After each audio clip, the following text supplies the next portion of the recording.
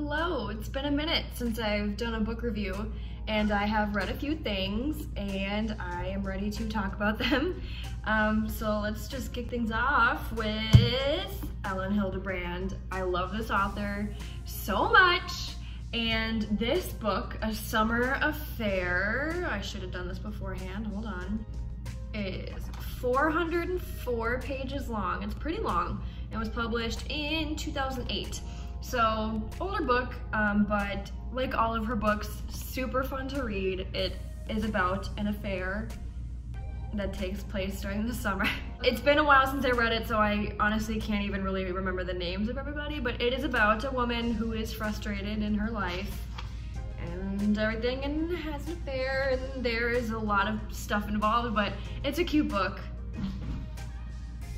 Sorry, my cat is chasing a fly around and he's being crazy. I think I gave this a 4 out of 5 on Goodreads just because, like, you know, it's super fun.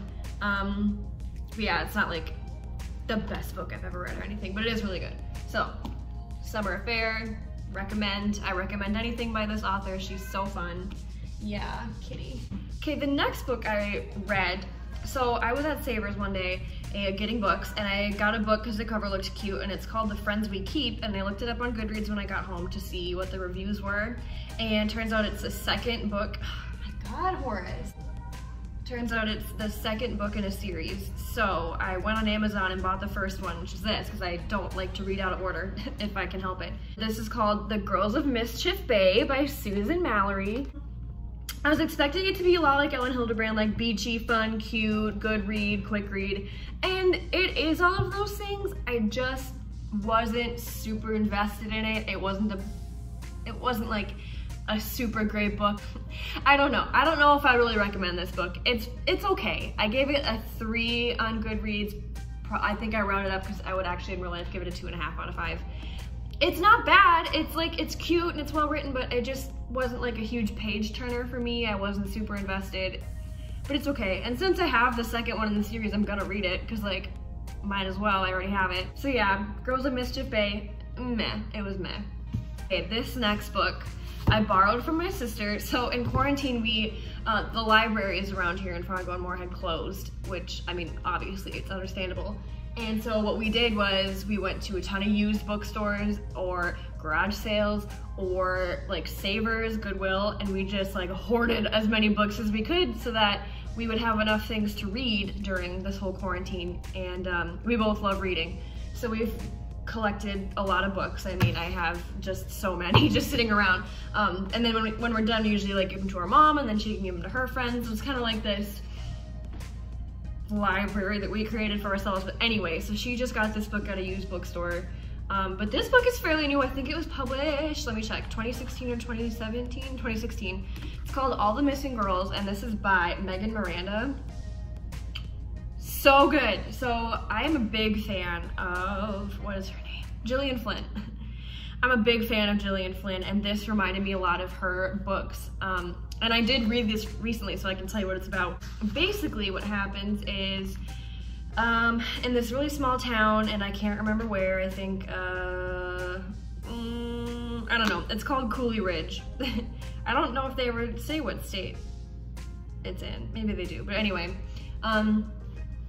this girl goes missing. They never find her body. They never find any real clues as to what happened. So 10 years later, this girl's best friend, Corinne, or no, wait, Corinne is a girl that goes missing, sorry. The main character in this book is Nicolette, and her best friend is Corinne, and Corinne went missing when they were 18 years old, and now Nicolette is 28, she's engaged, she has a career, a life in Philadelphia, but her dad, who still lives in her hometown, and her brother, her dad is suffering from some sort of alcohol-related, like, dementia, like Alzheimer's. He's not super old, but he's losing his memory, basically, because he was an alcoholic. And he said something about, I saw that girl, like she was on the porch or whatever. And because he's in and out of sanity, basically, the police don't know whether he's telling the truth, if he's being crazy, whatever. But it's a really good book about like the secrets that everybody keeps in a small town. One thing that is different about this book that I wasn't really a huge fan of is that it's told backwards, which to me is very confusing because in my mind, I'm reading it chronologically, but it starts from 2 weeks from when she gets home and moves backwards. So we go from day 14 or day 15 when she's there, and the story is told backwards until we find out what happened on day 1. Which I like that, that's interesting and it's something new and I've never seen that in a book before, but in my mind it's going chronologically, so it's really confusing for me to like, this is one of those books that you almost have to read twice because once you know what happens, you can read it the second time and like actually get it more. And the ending was good but confusing. They never really concretely wrapped anything up. So that's a little frustrating, but still good. And I gave it a 5 out of 5 on Goodreads. Super good, recommend if you like murder, if you like mysteries, if you love Gillian Flynn, this is a great one. And then what I'm currently reading, and I'm gonna go ahead and give it a premature review, I'm not even half done with it, but I love true crime. And this book, Devil in the White City, is about the Chicago World's Fair in 1893 and H.H. Holmes. And if you don't know who H.H. Holmes is, he was this serial killer who was operating during this time.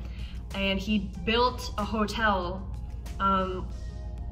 basically to the specifications of a serial killer. Like it had like hidden rooms and it had an incinerator and hidden like chutes where, this is gross, but he would like, kind of like the laundry chute, he would put the dead bodies in the chute and it would like drop them into the basement. Like it's messed up, but this book is like, to me, a good combination of history and true crime because it is actually talking a lot about the Chicago World's Fair, which I think is super interesting.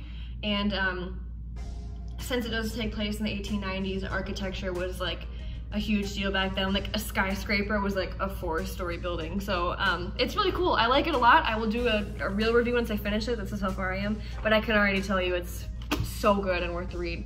And speaking of true crime, one of my favorite podcasts is called Last Podcast on the Left, which is a parody of the movie Last House on the Left, and they came out with a book called The Last Book on the Left.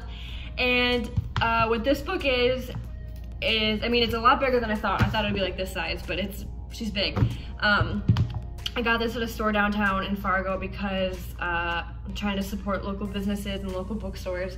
So I actually ordered this from them, and when I went to go pick it up, lo and behold, I got a signed copy, which is really cool. I didn't expect that at all. But anyway, this book goes through, there's 9 chapters, and it's all about really well-researched 9 crazy notorious serial killers. So chapter 1 is Ted Bundy, we got John Wayne Gacy, BTK, Jeffrey Dahmer, Ed Gein, and oh, here's Horace, right on schedule. I just started reading this. It's a lot of pages, a lot of information, but Marcus Parks does amazing research and I'm sure it's gonna be great. I'm only a few pages into the Ted Bundy chapter, but when I finish this, I will do a full review because I'm really excited about it. So that's what I've been reading recently. Some recommendations, some not so recommendations. But yeah, hopefully I will do reviews on these books soon. And yeah, I hope you're enjoying quarantine and keep reading.